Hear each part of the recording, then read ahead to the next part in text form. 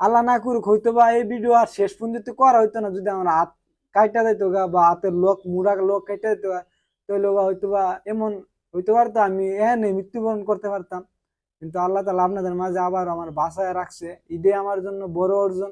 আপনারা কিছু মানুষ যে আমার নিঃস্বার্থ ভাবে ভালোবাসেন, এইটাই যে আমি মানুষের ক্ষতি করছি না অবশ্যই, আর বাকি জীবনে ক্ষতি করার চেষ্টা নাই, আমি নিজে পরিশ্রম করে যতটুকু অর্জন করে বাঁচতে চাই, এটাই আমার বড় বাসা। আমি কারো কোনোদিন বুঝবার পরে হয়তোবা না বুঝ যখন ছিলাম তখন হয়তোবা কোন এর ক্ষতি করতে পারি না, আমি আমার বুঝের পরে এত ডরাইছি না, ঠিক আছে।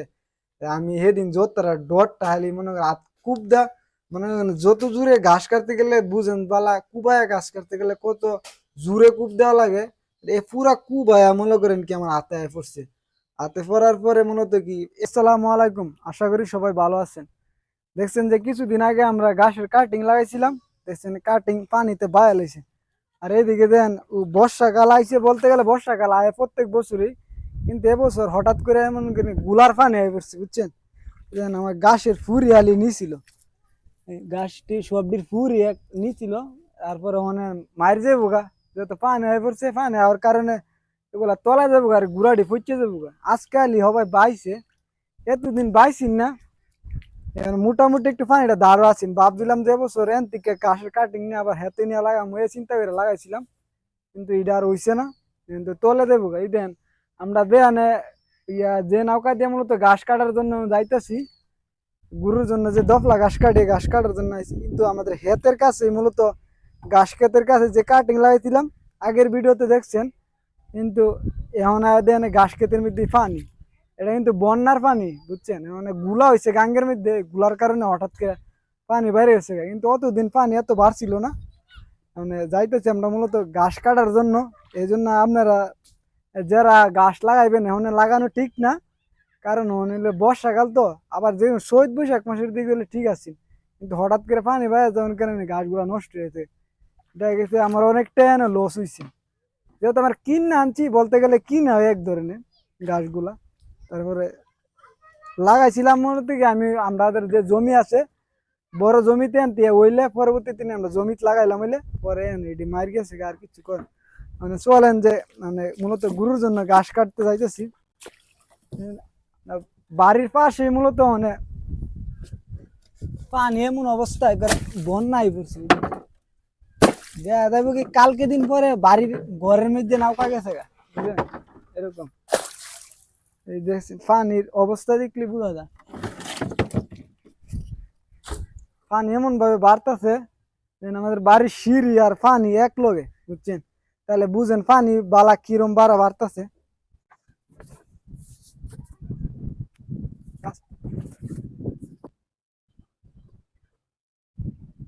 এখন মূলত আয়া পড়ছি এখানে ঘাস কাটার জন্য, জানতে আমরা মূলত প্রতিদিন ঘাস কাটি আর কি, ঘাস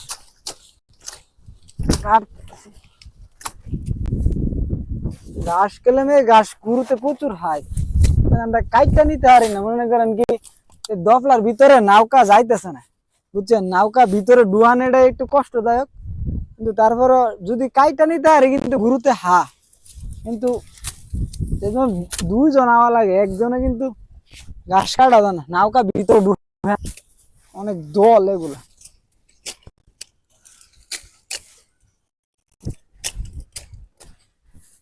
তারপরে মানে ঘাস কাটতে আবার পরবর্তীতে কথা বলবো, মানে ঘাস কাটি আমরা মূলত এক নৌকা ঘাস কাটা লাগে প্রায় 6-7-5 বোঝা 6 বোঝা কাটি সারাদিন, আর একবার সারাদিনে শুধুমাত্র একবার আমরা ঘাস কাটি এখন বুঝছেন। সকালবেলা এমন আসতে একটু বেলা হয়েছে, 11টা 10টা বাজে 12টার মতন বাজে গেছে,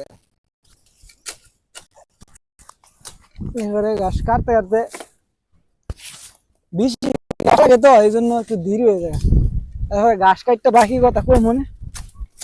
আসলে কার বিপদ কোন আল্লাহ পাক ছাড়া কেউ ভালো জানেন না, জানেন যে আমি ঘাস কাটতে গেছিলাম, আগের ভিডিওটা দেখলে আপনারা বুঝতে পারবেন আমি ঘাস কাটতে গেছিলাম, যেহেতু আমি সব বিষয় আপনার লগে শেয়ার করি, এই বিষয়টা শেয়ার করা দরকার। এই দেখেন আমার হাতের মধ্যে বেন্টিস, এটা কিন্তু আমি পরের দিন ভিডিও করতেছি, ঠিক আছে। মূল কথা হচ্ছে কি এই ভিডিওটা পরের দিন করা হইতেছে, আমি মূলত আগের দিন প্রথম যে ফুটেজ গুলা দেখছেন এই ফুটেজ গুলা মূলত এর আগের দিনের, মানে আজকে দেন আমার হাতের প্রায় লোক কাটতে গেছে বুঝছেন। দেন আমি দাও দিয়ে ঘাস কাটি, যারা ঘাস কাটেন জানেন যে কিন্তু দাও দিয়ে ঘাস কাটতে গিয়ে এনে আমার হাতের ওই যে মেন হাতটা দেখলে বুঝবেন, এনে দেখলে লোক থাকে না মানুষের, একটা ক্যালসিয়ামের লোক থাকে, একটা হচ্ছে রক্ত চলাচলে আর একটা হইলো ক্যালসিয়ামের, ঠিক আছে। মানে এই যে দাও দিয়ে যখন কূপ দিছি না, এই যে দফলা ঘাস যখন কাটতে গেছিল, আগের ভিডিওতে দেখছেন যে আমি দফলা ঘাস প্রতিদিনই গরুর জন্য কাটতে আনি, তখন হাত কয়েকবারই আমার কাটছে কিন্তু এটা ছুডু ছুডু। কিন্তু আমি আর এই ভিডিও কিন্তু আমি করলাম এলে কিন্তু লোক তো দেখা যাবে দিকে ফেসবুক ইউটিউবে যেহেতু ভিডিও গুলো আপনারা দেখবেন, এই জন্য পলিসি ইস্যুর কারণে আমি সেই পার্ট গুলা দেখাই না। এই যে বেন্টিস করে আমাদের অন্য দুগারামপুর গ্রাম থেকে আমি পল্লী ডাক্তার থেকে পরবর্তীতে চিকিৎসা করে আসছি আগের দিন। আর এখন যে কথাগুলা বলতেছি দিছে ভিডিওর পরের দিনের পরে, সেই দিন আর ভিডিও করি নাই বা ঘাস কম কাটতে বাড়ির চা আমার এনে সবাই আমাদের দোয়া করবেন। আমি অনেক মনে যখন নাকি লোক তো বাইরেছিল তখন আমি সাপ দিয়ে ধরছিলাম, তো আমার লোক তো মনে করেন কি সারা হাত বাইসে গেছে বলছেন, আমি গাঙ্গের মধ্যে তো আছিলাম না, আমি আমার বুঝের পরে এত ডরাইছি না, ঠিক আছে। আমি সেদিন যত তারা ডরটা হালি মনে করেন হাত কুপ দা, মনে করেন যত জোরে ঘাস কাটতে গেলে বুঝেন বালা কুবায় ঘাস কাটতে গেলে কত জোরে কুপ দেওয়া লাগে, এ পুরা কুবায়া মনে করেন কি আমার হাতে পড়ছে। হাতে পড়ার পরে মনে হতো কি একটুর জন্য খালি মনে হতো কি যে রক্ত চলাচল করে যে মুড়া লোকটা, এই লোকটা কাটে নাই কিন্তু ক্যালসিয়ামের যে লোক আছে না, এই লোক কাটতে গেছে। এখন আমি ঠিক মতো হাতের মুট করতে পারি না, ঠিক আছে।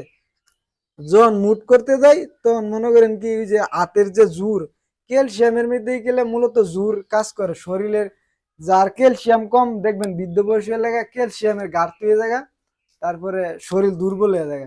মূলত আমার এমনি ক্যালসিয়ামের যে লকটা এটা হাতের এই জায়গা দিয়ে ক্যালসিয়াম আওয়া যাওয়া করে না, ঠিক আছে। না আওয়া যাওয়া না করার কারণে আমার হাতে তেমন একটা জোর পাইতাছি না।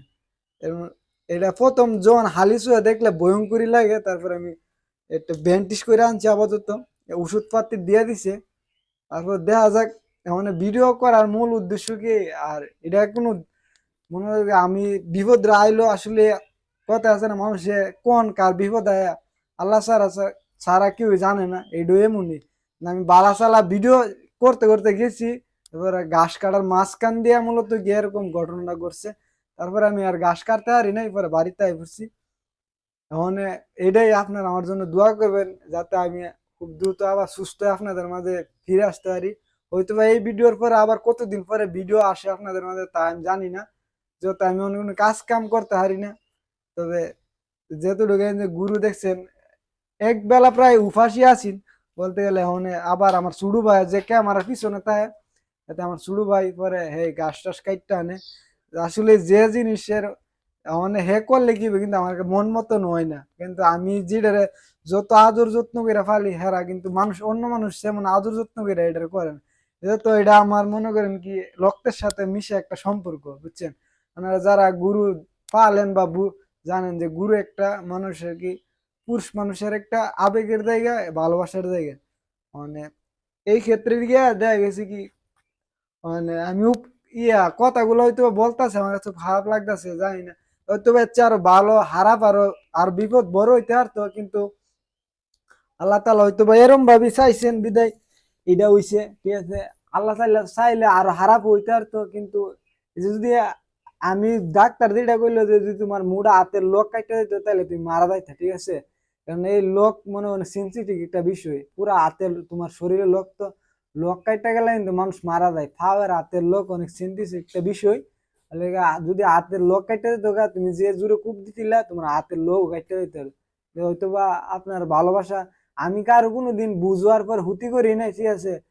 এই যে মনে করেন সবসময় মানুষের উপকারী করার চেষ্টা করছি যাতে করে মানুষ উপকার দেয়া গেছে কি, আমি যেমন মানুষের নিঃস্বার্থ ভাবে উপকার করছি, মানুষ এর বিনিময়ে আমার ভালো কিছু উপহার দেখ, এটাই আমি সবসময় প্রত্যাশা করছি। এতে আমি যে মানুষটা নিঃস্বার্থ ভাবে বুদ্ধি পরামর্শ সবকিছু আমি নিঃস্বার্থ ভাবে দিছি, কিন্তু আমার দেখেন ইউটিউব ফেসবুকে কোনো রকম মনিটর চালু নাই, ঠিক আছে। আমি জাস্ট আমি যতটুকু জানি এটা আপনাদের কাছে বলার চেষ্টা করি, যাতে করে আমার কাছ থেকে মানুষ অনেকে আমার কমেন্টস করেন, এই জন্য আমার কাছে অনুপ্রেরণিত মনে হয় যে আসলে আমার কাছ থেকে অনেক কিছু মানুষ শিখতেছে, এইটাই আমার কাছে বড় একটা অর্জন মনে হয় আর কি, যে আমি একজন ক্ষুদ্র মানুষ আমার কাছ থেকে মানুষ অনেক কিছু শিখতেছে জানতেছে, এইটাই আমার কাছে জীবনের অর্জন। ঠিক আছে। এই যে আল্লাহ না করুক হয়তো বা এই ভিডিও আর শেষ পর্যন্ত করা হইতো না যদি আমার হাত কাইটা দিত গা বা হাতের লোক মুড়া লোক কাইটা দিত তাহলে হয়তো বা এমন হইতে পারতো আমি এখানে মৃত্যুবরণ করতে পারতাম। কিন্তু আল্লাহ তাআলা আপনাদের মাঝে আবার আমার বাঁচায় রাখছে, এটাই আমার জন্য বড় অর্জন।